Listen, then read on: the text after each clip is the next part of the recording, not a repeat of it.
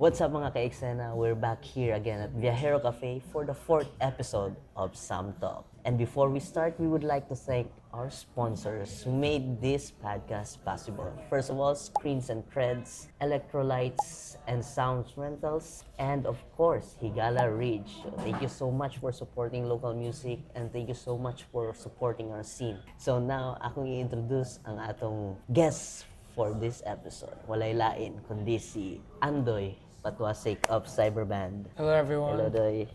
Hello Kuya Sam. Kamusta, Doy? I'm doing good. Ikaw Kuya? Okay ra kayo? Great to Busy kayo karon, mabisi kayo ang ganap sa inyong band karon? Yes Kuya, we just played with an orchestra last week with the Metropolitan Cagayan Orchestra. It was really great. Yeah. Carl Justin as the recitalist. Yeah, I wish I was there by. But before that, diri ta magsugod sa kwan, Doy. Yun sa nimo pagsugod sa music, like now kay ilado naman ka as the frontman sa Cyberband, ilado na inyong music, ilado na kinsa gyud mo nga namoy identity kabali sa music scene. Mangutan ako sa imo karon as Andoy Patuasicc, giunsa nimo pag-start sa music? So, unsa imong journey? So, kana Kuya, nag-start ang akong journey sa music kay sukad nga ipa-practice ko sa akong dad everyday og kanta in exchange of Jollibee. Ooh! So mo Sige, na siya. Prime. So sort of a good bribery. So I love Chicken Joy a lot. So Tsada nga training, So, Sir yeah. Ronald. The best ka. so ever since I was kinder 2, started singing sa among mga family events and also sa school. And I kept singing every day sa karaoke na every time I went home. So, yeah. Grabe gid nga training. But then after that, unsa na din yun sa nimo pagsulod sa mga performance, like performing in a band or performing in a bigger stage. So unsa imong journey ana? Kuan Kuya. So that started when sa pag-perform is katong first sa school pero katong naka-join ako sa The Voice Kids. Ito siya ang nahimog stepping stone po sa kuha in performing on big stages because of ABS-CBN. So thanks so much ABS for having me. And there, pagka grade 8 din ako, I made a band because there was a battle of the bands and I got influenced by my classmates who were playing alternative rock sa ilang Bluetooth speakers. Ooh. So that was my first exposure to pop punk like Green Day and alternative rock such as Kaya Lily and other bands such as Cliche and Hail. So yeah. So muna yung mga influence kayo nimo. So muna diha na nag-start ng inyong Cyberband o wala pa pod? Somehow it's still not Cyberband. I forgot what we were called back then, but The members? the members, the member that was really with me still today is CJ. So we've been together with CJ at least I think 9 years. So we're really together. Having a relationship with forever na niwa. Shout out CJ. CJ, So- wag mo biyahe si Andoy. So he's my bandmate as well in the, let's say, Drum and Bugle Corps. Ah? Warful, man. Bloopers again. Oh yeah, so CJ is a bandmate of mine in the Drum and Bugle Corps. So he's a drummer. Unsa imong there. unsa pud imong part sa drum and bugle? I'm a bugler po. Kuya Sam. Yeah. Nice to know. Ayaw pa ko. Yeah. Then, yun sa inyo pag started as Cyberband na po dayon. As Cyberband, so I think it really started as in 2019 when I met Isaac. So Isaac is a member also as well in an organization in Xavier, which is XU Soundweavers. So I was auditioning for me to join the Soundweavers, and then I met Isaac. He was bringing his keyboard, and I was amazed when I heard his audition. And then I invited him to play with us, to play the keyboards at first, and then when we had Kuya Eli Rockjay in the studio as well, he just visited in the house in the studio, and then I just found out that he plays the bass really well. So I just found out that one. So I saw that he's really good in bass, and then I got him for Cyberband, and fortunately he likes prog rock as well, such as I do. So that's how So we got grabe together. ka, kuan kayo ba?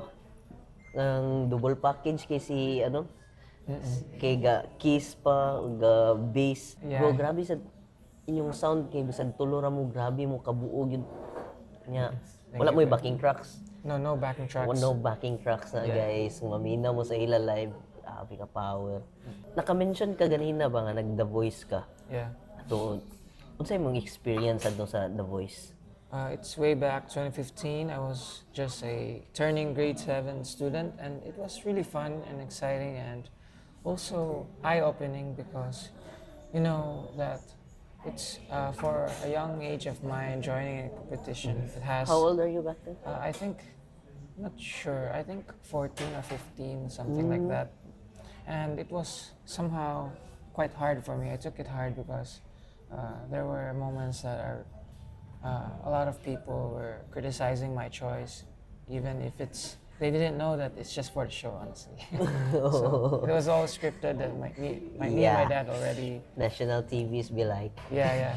So it's one of the consequences in joining TV competition. So you have to be really, you have to have a strong heart, and yeah. nya wala gi freedom. Uh, there's Okay. still freedom, but But you get to receive, you are expected to receive some bad comments as well because you have a very large audience, which is the whole Philippines. So yeah, but yeah, somehow it made me who I am today, and yeah, experience. Yeah. Oo. So katong kuan sa ilang mga scripted nga kuan na kay say ana or mo kung unsa ilang gibotang sa ilang script mo gina as a buhaton. script, it's not ABS actually. It's just me and my dad. So Ah, we okay. had our internal script, so who to choose. But they are all already as well recommending us who to choose. I don't know if that's allowed. Ah, that's okay. We all know that. So yeah, but still in the end, it's still the auditionists who are going to choose who they want as coach. So yeah. Ah, yeah. Mo na to natingala nga nung kana siya yung gipili. Anyway, it's not your choice. It's his. So, daghan na kayo mo ganap baka kanang isa mo sa mga band nga daghan og activities and mostly indies gi kayo nga lakaw and you got travel pag mo mga out of town. So, how's your experience ana unsa man imong mga learnings sa inyong pag-travel as a band? So what we've experienced on that is that the most important lesson that we learned from it is to be very early at the airport actually because Nakuha na mo na late na mo sa yeah, flight. there was one time that we got late for a flight because I think we still ate for lunch in Naiya, and then we didn't realize that we have to be on the airplane at 1 hour before. So they were already calling us in Naiya, but we didn't even we didn't heard our names being called because we really enjoyed the lunch that we were taking. It was Japanese food, and yeah, so that's what we realized as well. So you have to be at least 2 hours, 3 hours before. That's a very expensive mistake. Yeah, very expensive. So, so yeah, we actually ran the hell of it. You know, we ran in the airport, getting our bags, and yeah. sa Crazy sa mga experience nimo sa mga laing lugar sa music scene sa laing lugar. Unsa imong mga na-observe sa ilang mga like mga culture or patakaran? So there are places na we have played that are not that really strict actually on the time.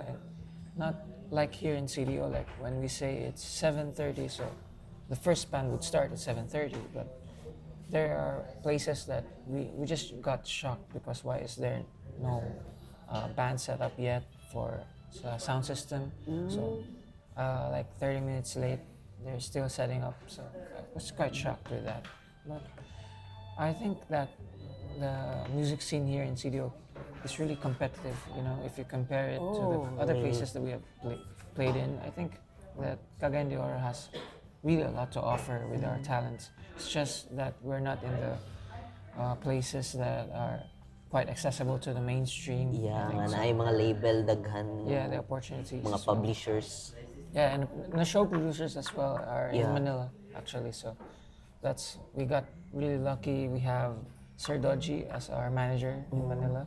So he's the one who's bringing us to Manila to play at 19 East, 70s Bistro. Oo. Kumusta to dito? And 19 East, it was really fun, and the sound system is really great as well, and the environment as well. So it's like a dream come true because they have the best sound system. Na yung mga sikat nga nananaw sa inyo? Oh yeah, we got lined up with Hey.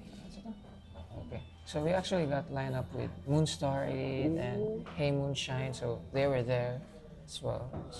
So it was a superstar entertainment night, and since we got recommended to the owner, so we got the chance to play there. So, What's the biggest compliment nga nitatak sa imo dito? Sa inyong pagtukar dito? compliments. Yeah. I don't really actually think that much on compliments because I think that if I think, Na nitatak lang sa imo? pero I think there ang pinagid ni tatak sa ko ang compliment ko is from a foreigner couple. They came from Visayas and they actually came to Luzon in Manila to see us play in 19 East. Wow! Sir Cora Kalita and his wife. So he told me that his wife started crying when she heard us play Through the Passages of Time. Yes, The that's whole so song. amazing. So that really had a tatak sa ako. A mark on me. Isa na ka dream come true na to ba as a indie band nga na ay mutanaw nga mo anto kay gusto maminaw sa atong music nga ato pag yung gibuhat. Ba grabe siya ka fulfilling. Yeah, amazed ko do. She actually made this medallion Damn. of mine. Yeah, Let me see. Through the Passages of Time. You His saw wife made this. Handcrafted? By Miss Kathy. Then watch this guys. You saw They're really such a great couple, and they're a vinyl collector as well, CD collector. So, yeah. And by the way na di ba na kuan pud mo na feature mo sa Rolling Stones? Oh yeah. It was Sir Mike Hanapol mentioned us actually. Yeah. When he was interviewed by Lord Vera of Radioactive Circle Project, one of my heroes as well, and Sir Mike actually mentioned us as the bands who are innovative and magaling talaga. So he said that we're really good. That's a word from a legend boy. He's actually our Asa mo mentor. nag-meet na mo? Not yet, but online. But he's the one actually who taught me about King Crimson, Frank Zappa, and told me about the avant-garde and progressive rock music. Yung yun sa mo niya pagka-discover na nakita ra mo niya? I actually approached him in Facebook. I chatted him and shared him our composition, which is Avida Cadavra, way back 2023. And he told me that it's really good, but you have to also think of the Filipino masses as well.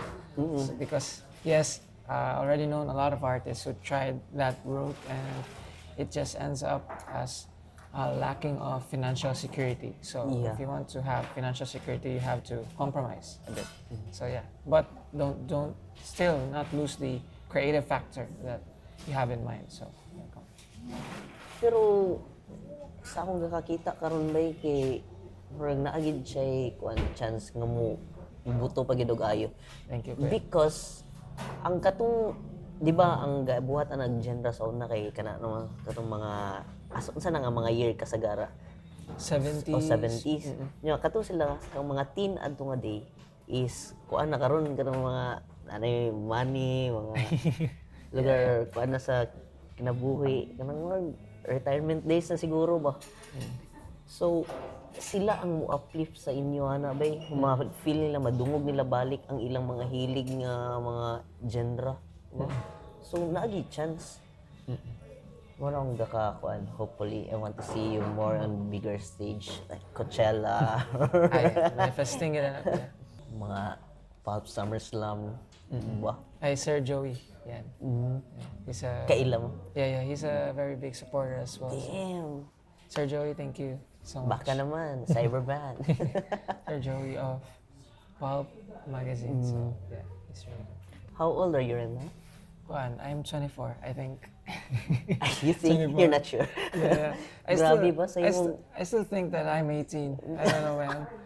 It's still rock and roll. Man. Pero grabe ba, sa imong edad ngayon na ano, layo na kayong naabdan, abot na mo bisag, nasa to yung mga lugar na doon, Cebu, Manila, Davao. Damn. So, Andoy, recently, I heard you played at Rodelsa with an orchestra. Yeah. How did you came up at Kuan? That was one of our dream ba as a band. Damn, how did you do it? You already did it first, man. So That wasn't perfect. not perfect. Right? You're gonna do it again, for sure. So how it happened, the orchestra collaboration is because Carl Justin Go approached to me on Facebook that he wanted to collaborate with us, Cyberband, for his recital. He's a major in composition. He's actually graduating right now, as we speak today. And Today? Yeah, we're really grateful for him Congrats. because he told me that he is really a fan of our music and he's a fan of progressive rock. So he wanted to break the barriers as well, to combine the classical music and progressive rock. And fortunately, I told him that it's really my dream, man. So you came to the right person. We would really love to be with you on your recital in the future. So we collaborated on the songs that he has. So I also collaborated on the songwriting process on. So did you made the song from scratch? Yeah, we actually made together. So he sent me a demo of, let's say, the first piece is Save Me. And then I revised some of it, the drum parts, the guitar parts, and the vocals. So I wrote the lyrics as well, but the orchestral arrangement is still the same. So I'm really happy to collaborate with him because I think it's a very meaningful piece it's called Save Me, and it tackles about on how we, mankind, are enslaved by the rulers and the rich man and the gold man. So I think that it's time for us to think that we could also be free and be away from the norm. Walkman. Yeah, from the north. Yeah. All right, before we proceed, we have a prize here Oh, yeah. for you. Thank you, Kuya Sam. Dig Regina. Oh, yeah. By the way, I would like to take this opportunity to thank our sponsors, Screens and Threads, Electrolytes and Sounds Rentals, Sir and Alex. Higala Ridge. Yes, grabe ka sila ka-supportive. Thank you kayo. You're the best. Sir Alex of Electrolytes. That's actually one of the sound systems that we really love to play on. Yeah. They're really good and their quality is top notch, and they really give importance to the sound. So Yeah. they bring good sound to the audience. And grabe po ni mo atiman si Sir Alex. Yeah. Yung kuwan kay unsa yung need. Yeah, provide yun niya as Because- much as he could. Ay, sorry for interrupting, pero what's good with Electrolytes as well is that they treat the artist, even if you're not that famous like the big artist, they really treat you with the same respect. You know, they don't just, they take care of what you need, and not just because not being selective like the others we have experienced. So we had best experience with them, and also with Blaster, and with the both of them. Shout out Sir Alex. Blaster, back ka naman. Yeah, they're really good, and I'm really happy for 90dB as well because their production is really good. And when I saw they're launching it at Lemkit Kai for Bamboo, that was Yeah. breathtaking and international level. You know, Ba, the lighting, lights. the sound, man. it's just All around. perfect. Yeah, balik na dito sa orchestra. Yeah. How how is it like playing with orchestra nga, 'di ba, ang sound is very different kay to be loud biya kayo tong guitar, Yeah, man. loud kayo tong speaker and the orchestra is na-amplify lang sila through through boom mics. Yeah. So, how is it the technicalities? So at the rehearsal, we had a hard time at first because we had to balance the volume of the guitars and the drums. So mostly CJ had to really adjust his playing because the drums itself in the room that we are practicing in the Seo is quite loud because it's not acoustic treated. So he had to play as soft as he can. So that's the challenge because we are really used to playing as loud as we can, as fast as we can. Now he can't control the tempo as well. It has to be Krantz. So shout out to Krantz. He's the conductor. Conductor. Yeah. So we had to follow. We have to follow him at all costs. So what's his, how the tempo for him. So that's something new for us to experience and the discipline of the amp volume as well. So I had to really adjust because for me, it's the most important part of the symphonic rock ensemble is that they should be heard as well. So for me, they have to be much more louder than I. So that's how I see it. So I balanced my guitar volume. So in the day of the performance, we had a very great technique, me and my dad, because my dad just realized that he had saw a technique from AC/DC. The amplifier is in the backstage. Yeah, actually in the backstage. So actually Angus setups is amps like that. So it's in the backstage, but it has a mic. But for us, we didn't have to have a mic because the orchestra is not that loud. Yeah. Because it's quite sensitive with the condenser mic. It has feedbacks. Pero unsa yung pagkadungog? How to hear the guitar. The amp is in the back, but we could still hear it on the stage, but much more balanced when in comparison to the amplifier up front. Up front. So we are relying on the bounce of the wall. So here's the amplifier backstage. This is the wall. So we're just hearing the bounce of the sound. Yeah. Actually, because when we put the amp in front of the audience, it's quite dry. And actually, another problem is I cannot crank the amp. So in order for you to have a great sound on the guitar, you have to crank the amp actually. Yeah, to get the crunch, Yeah, the crunch crunchy sound. Because if you don't crank the amp, it sounds like thin.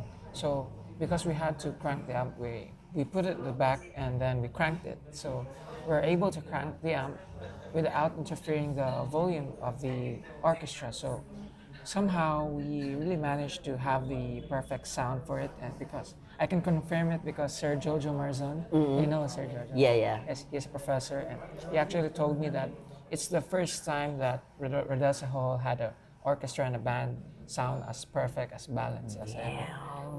Nadili daw sabak. I miss that, man. So we're really I wish it grateful was because there. we really did our best, and we're still hoping for another one with the orchestra. So we're still in the plans on that. Next time with the choir, hopefully. How many songs did you perform? We performed 3. So it's Save Me, an original piece, which is in the upcoming album as well.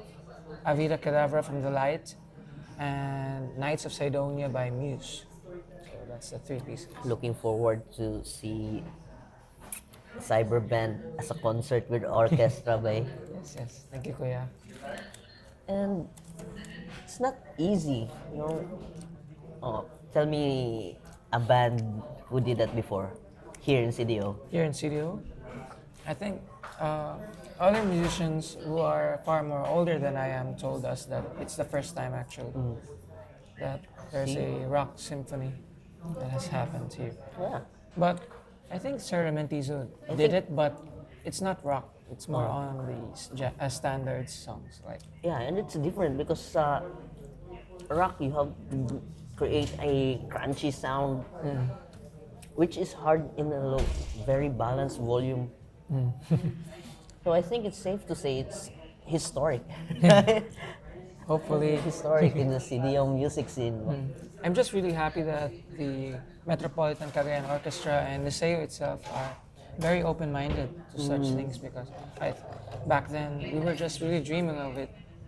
Me and my dad always came for their concerts and Metropolitan Cagayan Orchestra. And watching them, we get inspired and hopefully still hoping those times that we could collaborate with them, and here we are. Yeah. Fortunately. And the most important thing, inyong na-record. Yeah, Yeah, you documented it. So, dili na ta parado sa uban nga at sa unag yun, pero sa unag yun. Wala tayong makita, na story lang. And that's the fun way. We Importante recorded kayo. it, live recording by Ram Studio. So we used a Zoom L20R, and I hired 4 videographers for it because I think that the live shows that are really important for us, and we are Yes, it living is. in a very let's say we're very lucky in our generation because we have this capability to hire videographers so we can capture our most special moments, live Yeah. shows as we are right now. So something that for me the films are I find it like a treasure in life, you know. Yes, it is. Kay, kuan lang, manggod ka nang mo, manggod na itong panggunitan gud and the days nga we can't perform anymore. Di ba? And we look back na tay vivid documentation sa what we've done on those days. Because I think I got inspired as well with the interviews by the rock legends that they said that they were really regretting that they did not film, like let's say Pink Floyd, they did not film the Dark Side of the Moon tour because they thought that it was really expensive. But looking back, he said that they could have filmed it even though with the cost. So I'm just thinking of more on the treasure that we could have. So I'm not minding the cost anymore because we giipon gina mo siya for this special event. So worth it good siya. Yes, worth it good siya kay. And nowadays pag yun is ang social media is dako kayo siya o tabang. Yes. Kay even a single viral video can get you a lot of gigs. Right? Oh, 1 million. Yeah. Imagine that katong video na mo sa Siargao. Yeah. Ni viral siya tungod ato nga video bay. Naay nag-hire amo from Manila. Mo lagi picture ka. They fly us all the way from CDO by tungod ana nga video. So ayaw gid ninyo i-take for granted ang pag-record sa inyong mga performance. Even if it was just really a very simple video, you know, it's not really a hindrance of. You just have to just upload and just believe in yourself. I think we will never know what the people would want. Yes, very raw. Very Actually, raw a video. fun fact as well, Kuya, diba? Like it's like the video you posted is you didn't expect it to boom, right? We didn't. We had a video as well like that we didn't expect, like the 21st Century Schizoid Man cover. Actually, CJ did a mistake on that. His drumsticks fell. So as I was reviewing the video, I was thinking that this cannot be posted. But along the way, after a few months, my dad told me that your films are sayang. So why not still post it? We never know what the people Yeah. want. So, and that's what happened. So fortunately, we got recognized by one of King Crimson's drummers, which is Ooh. Pat Mestelotto. Yeah. Damn. And he commented that it was really great, and also Sir Michael Napol. So we actually know that song because of him. So they covered it first in the Philippines as well. Damn. An apology See? band. That's the power of social media, bay. Sa una we get recognition, we get views through national TVs lang yun. But now at your hand, na phone. So before we proceed sa atong podcast, we would like to have this opportunity to thank Viajero Café sa paghatag sa ato og venue kung asa nga makandak na atong podcast every week. There is a grabe ka cozy nga place. This is a must-visit cafe, so be sure to check it out. And we would also like to thank our sponsors for this episode who made this possible. First of all, we would like to thank Screens and Threads. Isa ni sila sa ga-provide og mga sublimation nga shirt kanang mga full print bitaw. Located na ang ilang store diha sa Carmen tapad sa Shell. So visit ninyo dito, daghan mong product nila nga basig magustuhan ninyo mga bulk orders, anything about printing, they got it for you. And also, we would like to thank Electrolytes and Sounds. Grabe ka supportive sa music scene ni si Sir Alex. And gaparenta ni sila lights, sound systems, stage, roofing, anything you want for your event. Nasa ila, LED wall. Just contact them. Electrolyte. Grabe nga ni ka-supportive si Sir Alex. Ikapila namin nagtagbuan nila sa mga events and every time sila ang supplier, ginahatag nila ang among needs, gina-provide nila. So thank you so much Sir Alex for sponsoring this and for always supporting local music. And we would also like to thank our new sponsors. Yes, ang Higala Ridge, ang bagong laaganan diha sa Indahag. They got the best view of the city. May moadto ka dito 360 sa syudad ang imong makita and perfect kayo sa laagan labi nag sunset or sunrise food kay nanapod sila overnight. So ma-witness na nimo dia walay sa gabal ang view. So kita gigayon nimo tanan labi na ang city skyline. So, the best kayo. Thank you so much sa atong mga sponsors and sa mga brand nga gusto magpa-promote o willing mo suporta sa atong kalihukan diri sa eksena. Just drop some D. Thank you so much. For you, Kuya, what's having been a artist na dugay na, like you have been a pop punk artist back then, right? Yeah. You guys didn't know that. You know that, So, how can you compare it to now, ang music scene? Sige. Sa akong teenage years, di hagid muna ako namathan ang mga pop punk, mga emo, nana. So, through those days, mura na akong music nga gina-admire, gina-play. And timing nga, nakabanda ko og with the same hilig, the same one, which is the Among the Gentles. Shout out, guys. Ah, yeah. Alfie. I started as a guitarist, bisag di kabalo na himo bassist na himo o frontman. So mo to nga hindi ra gid among kuan among tukaran adto. Then after na wala to nag-hiatus. I'm with Walkman na discover na ko si Maya kay dugay ra pud ko gusto nga magbuhat og banda nga for So, kita na ko si Maya play Beatles and Beatles is what is akong gakadunggan permi sa akong father na play and I really like their music. Ginasepra na nimo na aya sa una or wala pa? Wala. Ay, nakoy few songs lang nga gisipra sa guitar to sing sa iyang sa iyang haya, sa iyang pagkawala sa akong father. Tungod sa iyang pagkawala, dito ko nagkamot og sipra toon. And then, kita mi ni Maya, so siya ang gahatag og songs na and easy na kay sa ako kay mura siya nasa subconscious na bitaw siya ang mga songs so inana ang dagan na. To nga we played a lot of gig kay demand gyapon siya sa mga events. But at the end of the day, if magsige ra pud may cover, dira ra gid may taman. So, muna akong gina-push karon nga we make a lot of music. Bahalag dili siya inana ka perfect as long as we make one because every song we make will get better on and on. So, ang kuan sa music scene namo karon is mas tsada kay daghan na pod production nga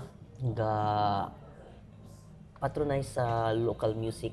I mean original craft and ang mga young ones karon kay murag hiling na pud sila og mga art ba? Ay mas artsy na bitaw. Mas artsy na karon, mas mo tan-aw na sila og kanang mga indie events mo maminaw sila og original songs. Kung nakatsada karon bay ang shout out sa indie CDO permi sila ga event nga halos nga original gid nga mga music. So diha na to makita nga medyo gaboom na pud ang music scene sa CDO. And kato ingon nimo ganina ba nga lahi ta og culture pud diri compared sa uban nga dili mag-start on time na. So ayaw ko ka-realize nga galaban day gapon ta. Ba? Lagi pa tayo discipline. And ang atong talents mga bands dire kay kaya na siya ilabay dito sa mainstream. I think I think ang kanang kuan lang gid siya, it's a matter of kanang listen it's quite expensive to go there in Manila. Yes, it That's the is. problem. But there are also artists na are kanang they think that their originals are not enough, but actually kanang it's really enough. But I keep on advising them that don't forget to play your originals as well as when you play your big stages and ito. But I think that it's more of a confidence. I think hopefully na itong mga artists na shout out ako sa mga artists, kapwa ng mga artists na to be confident in your craft.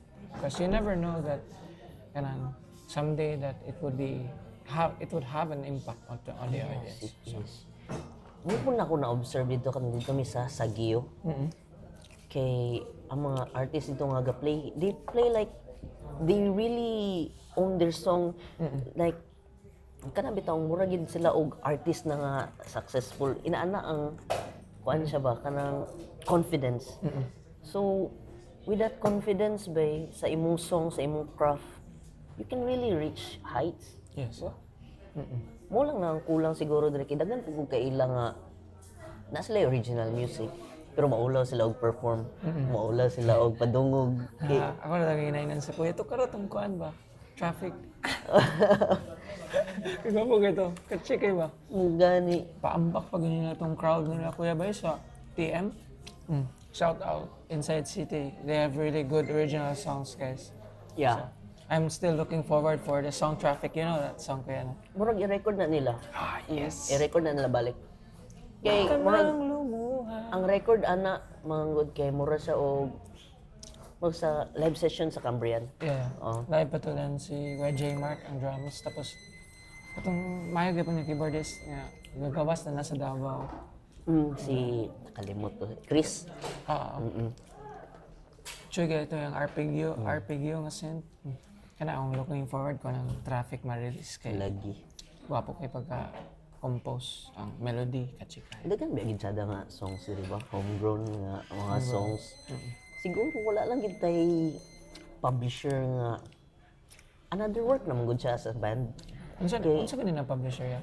Like ang record label man gud di ba ang ilang work kay sila mo promote sa inyong songs sila mag-submit diha sa ang asa pa na pag-submitan nga radio station para ma-play sa radio na. Sa ato man gud sa band focus ta sa atong music pagbuhat sa live shows na nya murag heavy siya nga business side naman gud siya nga kuan ang pag-distribute sa songs. Siguro mo na ang kuan nga dili kayo ta ma-heard pero paningkamutan nimo social media. Wala magyapon. May mga artists karon nga sila ra gyapon nag-promote like it's quite shocking kay pero if you compare it back then mas kuan sila mas relaxed ang artist di kasi ma-pressure sa promotion like the record labels would handle it. Yeah. So unfortunately karon na kung maka-record label ka ang fun fact is that they're not really promoting you as much like back then. Mga old school nga record labels. I think that they're only pushing you when you're already famous. Yeah. Nabali karon They just wait. Sikat na ka. Yes, ang gapangitaon nila ang artist ang ginapush nila daan is katong nanay fan base. Okay, daghan ba artist diri sa CDO nga signed sa Viva, signed sa Arbory, pero wala kayo'y nana. Pero kakita ka ang uban artist sa Viva kay sikat kayo mo ilang gina-promote kami tungod kay naanay fan base. Wala na nakabali. And karon kay magsige na sila og pag-submit og artist nana. Diba sa una kay ikaw pay mo duol mo ana. nga maningkamot pa ka nga ma-sign, tanawon pa mo live. The most important lessons as well in record labels is that you have to read the contract. You have to own the rights of the songs, and do not settle just for a 20% on your song. That's really silly. You invested on the recording, so they should not have a say on how much your royalties are.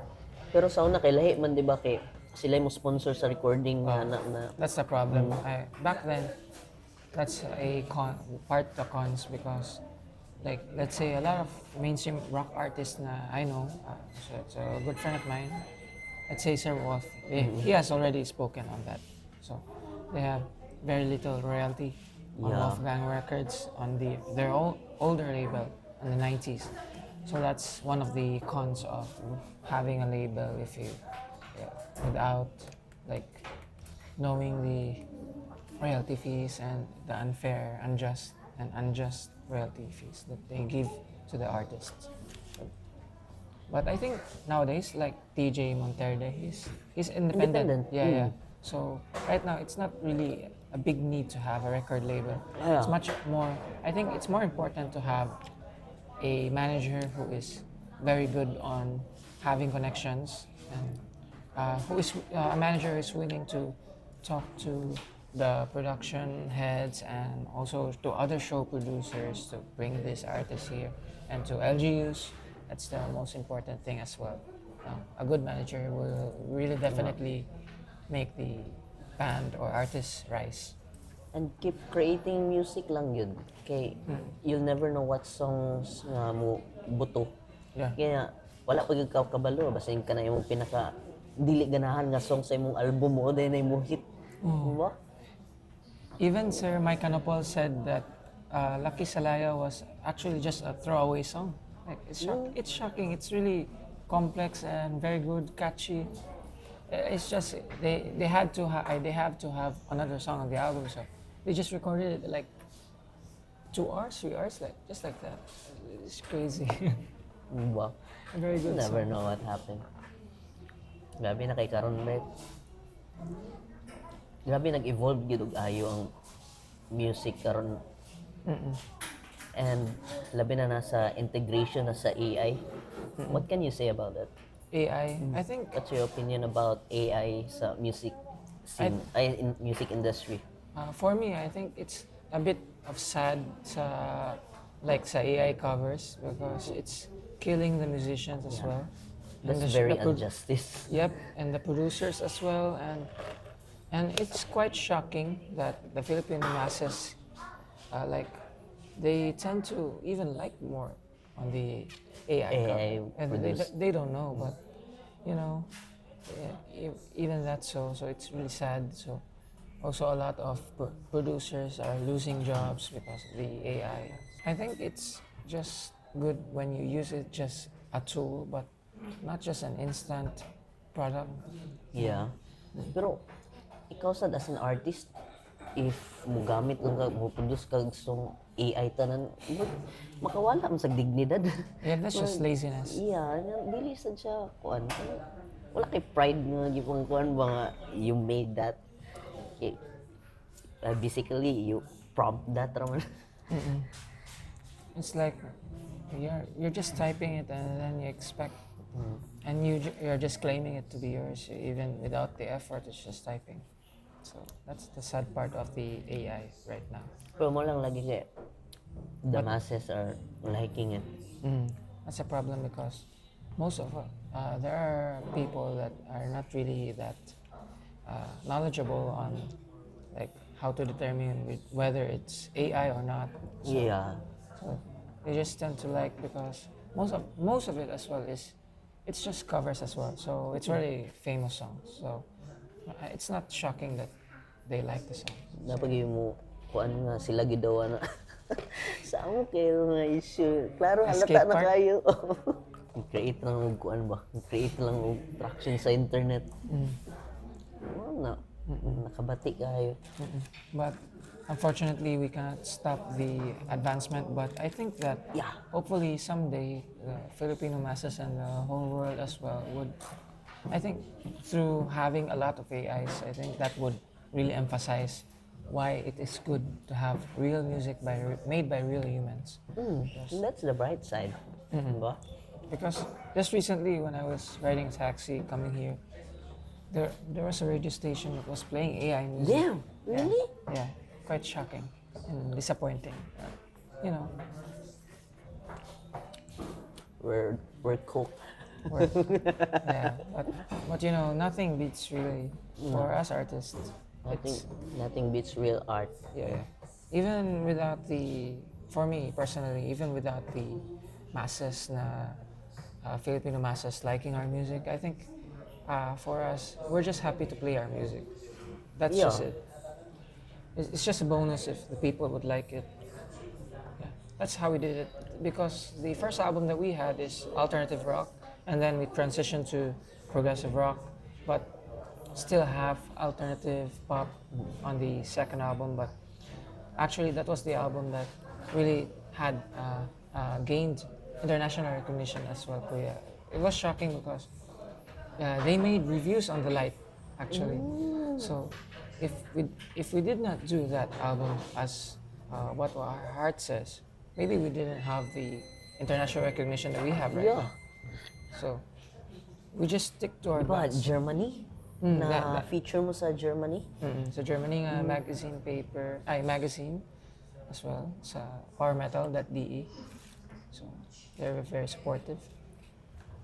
And quite shocking, I did not message them as well. It's just shocking Na-discover lang yun nila. that they just discovered us through our songs. But the most that reviews that we had from different parts of the world is really through the passages of time. I think because of the title track. So we really gave a lot of effort for that, like to the max, 2 years straight. A lot of no sleeping on the year of releasing, me and my dad. So I kept mixing on it every day, making sections, and then we record it in the week with CJ and Isaac. So it's just a really big But- effort on that piece. Have you seen someone cover that song? Uh, No one No, can no. cover that song, man.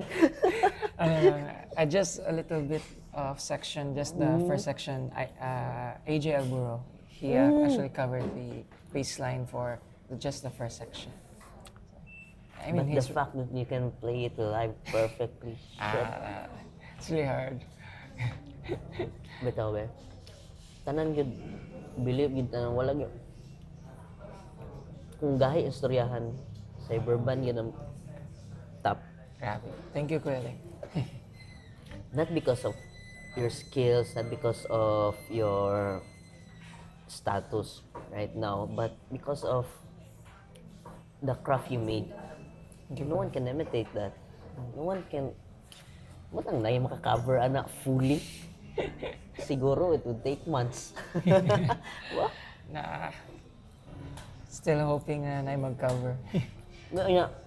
Nabi songs na yung taas kayo niya, power kay mga kon niya, dili ba nila ma-perform fully live. Let's say like Bohemian Rhapsody, so the middle section, they cannot play They that. cannot play that live. Pero na-play na sa kwan ba? Na-play na Brendan Urie. Oh yeah. They're really good. Very good band. Panic at the Disco. Yeah, Panic at the Yeah, Disco. we covered that one. Very good. Yeah, pero but kanang ikaw ang artist na play pag mo live. But yeah, that was so Very sad on the. walay backing track. Oh yeah. No. We don't. That's actually a misconception on us because we use in-ears. Actually, our in-ears is just for To hear yourselves. Yeah, it's just a monitor. So because for us, it's really important to hear ourselves because. Yes, uy. You also use the. Yeah, we do in ears too kay monitors are the pinaka-importante sa ato to hear ourselves kay mugdi ta kadungog sa atong duol ba kaya to atong instrument Diba?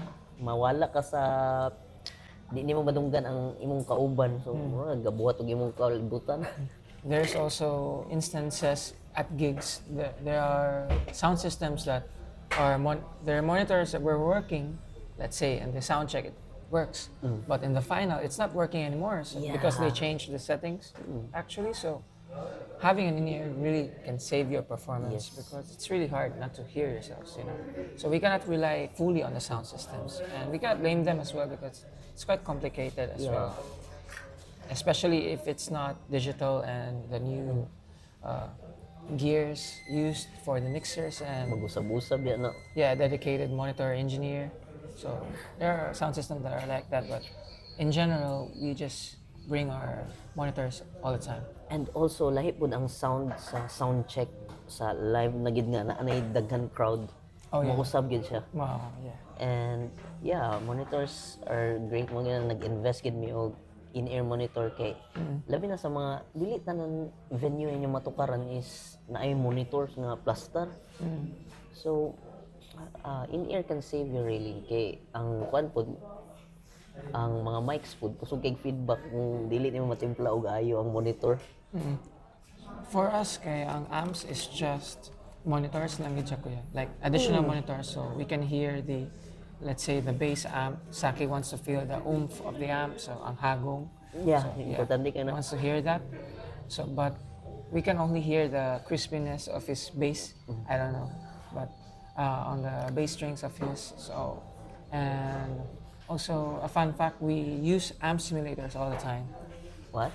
Amp simulators. Yeah. Yeah, because it's a lifesaver actually because we have played with the big stage, but the sound system did not provide a good amp, good working amp. So the amplifier had just been destroyed while we were performing, and we didn't have amp sim on that time. So it was really scary live stream pag yun.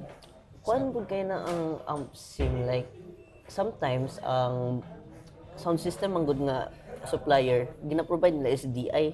So we as bassist labi na ko nga wala ko'y gadget. Direct ko sa DI. So ang signal nga mosulod sa ilang house is flat kaayo, wala siya timpla. Pero tsada kay sa imong amp kinaka-amp man ka. Yeah. Pero ang sa house. Pero ang house grabe ka mala. Mm.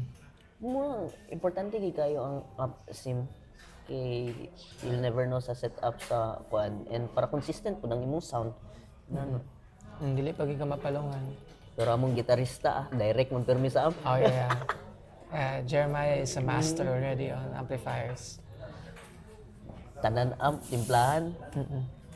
Dati kay isa nga nagtukar mi niya. Global ang amp.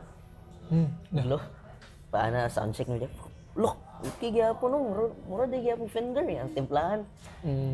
Pag tukar na namo, niinit bitaw ng amp karat na kayo. Is it a really small amp? Yeah, ano man siya? Yeah, around Ano lang? 60 watts. Small venue lang noon to, pero crash. I-crank yun. Karon doy, unsay mga upcoming ganap ninyo sa Cyberband? What's next for Cyberband? So we're really currently working on our album. For the fourth album, it's called Age of the Machine.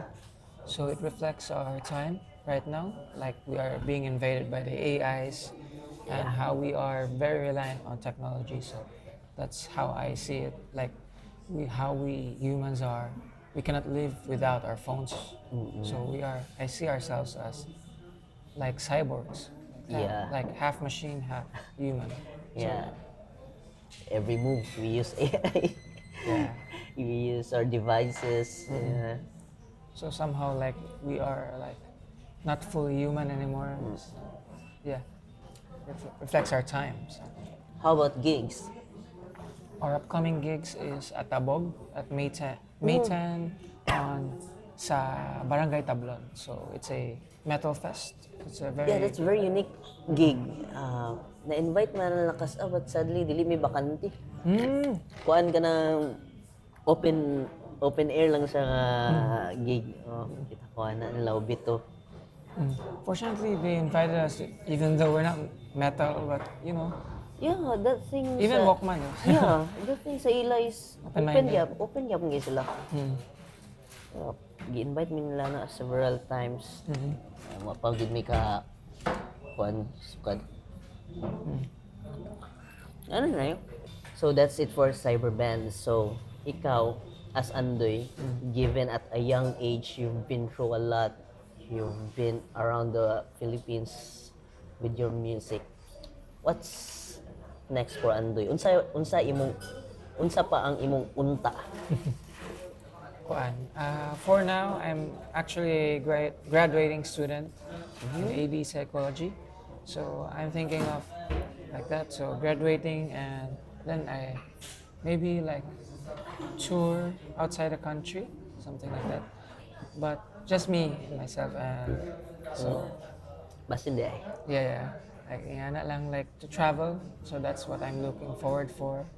And also to help my family. So I'm more focused on my freelance job as a video game sound producer. So I produce sound effects for video games like zombie sounds like something like that. You do that? Yeah. And soundtracks Fun for so I make also soundtracks for games as well.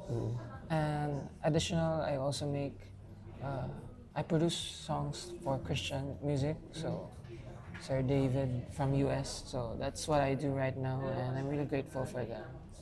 Yeah. So ikaw gid ang ga-produce sa inyong mga songs, right? Mixing, mastering. Sa mixing and mastering, me and my dad. So we will argue on it Yeah. every day. That's very good. Okay, Yeah. you can't be perfect ng good ikaw ra gyapon isa. It's really important to have somebody else to argue with. Yeah, second opinion. Yeah, second opinion on like mixing stuff. And ga-offer ka og mga services nimo diri mag-produce og song. I'm actually one of the producers for, I think for now, ako pa ang producer sa Evita. So, Yeah, Evita. I produce their singles and they're such a really great band and I really admire the whole band. So they're one of the best kaya po. Sugtan ako na sila mag-guess before mo Uy, lupad before mo si largas, Celestine. You have to guess there, man. Anyway, Kamay na lang mga June, sir, sumulupad ya. sige lang, we'll have time. Gihurot ang kuan ba? Sa mo to si Sir Police, pati ang The Truth Is nga guitar. Ako biya na guitar to. I wanted to buy that. Sayang dito. Lagi, gipagamit ba niya kang Maya tong kuan? Ay, muli- Katong Gretsch. Ay, na, kay Maya karon? Dili, katong nag-tukar me. Sa Iligan? Diya sa kuan, atong April 25. Mo di ka itong video nga nag-abre si Maya. Mo to. Iya gipagamit ng Maya. Tsada kitog sound ba? Yeah, bisag ka ng iyang natural lang bitaw, wala nakasaksak. Nakakayo eh. Grabe ka. Swerte na kayo barato pag hindi pagkabalig. 40 naman siguro. I-post man to nila CJ. Tingala din kung mubo na lagi kay price. Pero gidali na lang baligya ba? Yeah. Sir Police, kita na po sunod po. Iligan ba? Iligan si Sir. Amon laagon si Sir Polido. Kita ko siyang double neck kaya po niya ang gihimo ra display. Ganda siya gamit ba eh? Dagan po din siya guitars. Actually, nasa yung bagong studio. Katong nakalimot ko sa ngalan. Basta palaag daw niya dito. Anong dili lang daw may magtukar, laag lang yun. Yeah, man ang restaurant. Restaurant mo na ibang ang bar niya. Dako. Yeah, kanang Fat Police. Na po sa Centrio last time, katong food bazaar, ay katong food. Nasa likuan dito. Nakabutang Fat Nag-pop Police. up sila. Pop up na ko. Okay. Sila may. Unsay ikuan nimo karon? Unsay pananaw nimo sa mga CDO artists? Na ba tay chance nga mo go international o national, well known? For me, naagid kay kanang you can hear it and you can hear the performances and also the songs itself. It's really quality good. So it's more of only producers bitaw kind of like producers that are willing to invest on us sa ato mga artists sa Cagayan. Wala lang gitay. Senator Manny, ano na? Wala lang gid kay tay mga producers ba. Kuan mo nang kulang sa ato diri. Mong dili pa kayo matawag nga industry ang atong music industry. Sa katong in connection po sa about sa OPMK, katong symphonic rock is something good katong with the orchestra. It's for me it's a start of I find it as a start of a revolution. It's like we're trying to share that there is more to OPM. Yeah. OPM can be more innovative and to push more boundaries. So, for me personally, uh, I'm not quite inspired with the mainstream of OPM right now. I think it's not that innovative. I think it's more really on the safe side. So it's just playing safe all the time, just trying to recreate the same song again and again. Yeah, yeah.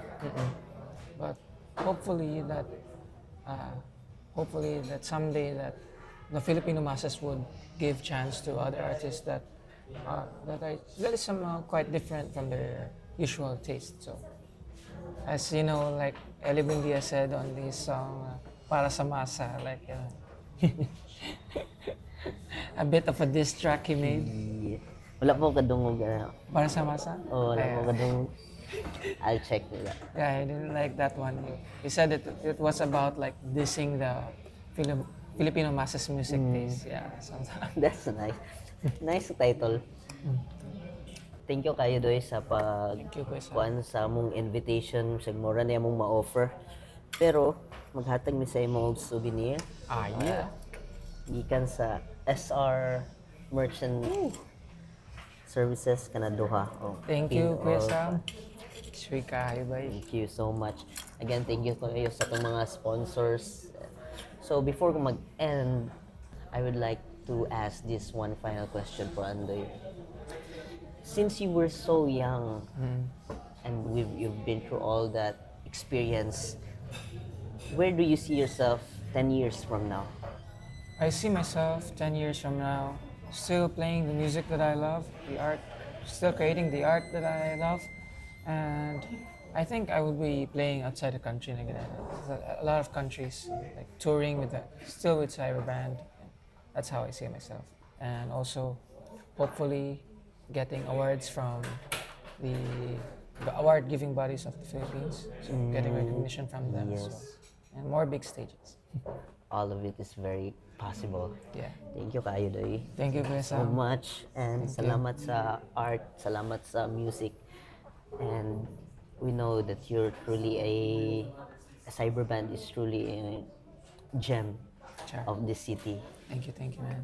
So that's it. Thank you so much for watching, and also thank you sa atong sponsors, Screens and Creds, Electrolytes and Sounds Rentals, and Higala Ridge. And Viajero Café, thank you so much for providing us a venue. Hanggang sa huling episode, hanggang sa susunod, hanggang sa susunod na episode. Bye. Rock and roll to the world. Thank you, Doy. Thank